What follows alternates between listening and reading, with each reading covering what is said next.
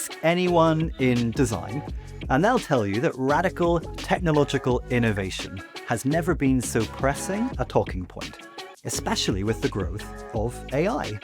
But equally, sustainability has never been so high on the agenda, and we're increasingly looking at the way that nature and natural principles can be baked into the design of spaces. So, how can nature and technology coexist? And what does that mean for the future of design? Well, that's what we're here today to discuss in this mixed roundtable with 2Tech2. I think AI is definitely a positive force. We are already seeing the benefits of using AI in smart buildings, for example, applying sensors to adapt the lighting. On the peak days, they can record how much carbon monoxide has been producing in the office, or looking at the fresh air requirements. I think it's only as good as obviously the information that the user is putting into it. But for me, I don't like using it because the reason I do design is to create things, and that's normally visual. But then on the flip side, I like the way it can be used as a real concept stage.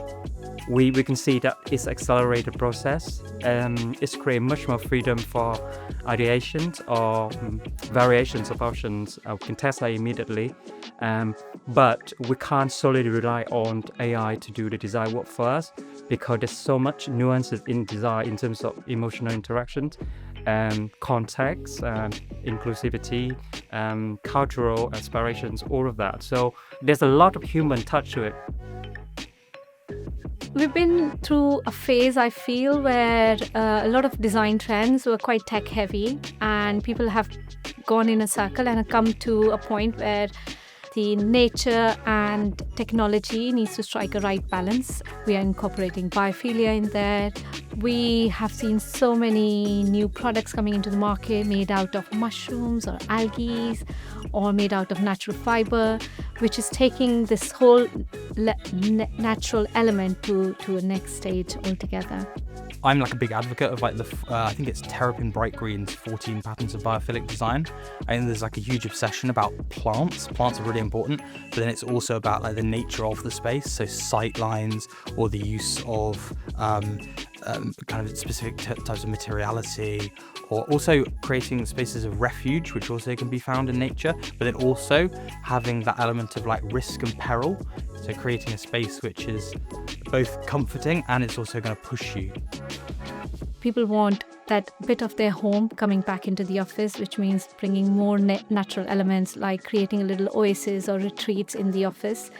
In the olden days, we used to provide a multi-purpose room. That's not the case anymore. People want a retreat room. And it's not just change of the terminology from multi-purpose to retreat. The users, the clients are understanding the benefit of it as well, that you do need to bring that element of oasis within your work environment. So technology is a mean for us to connect ourselves and give back to nature. That is how technology should be used. It's not a separation between nature and ourselves, but technology is a mean for us to get there, to give back to nature.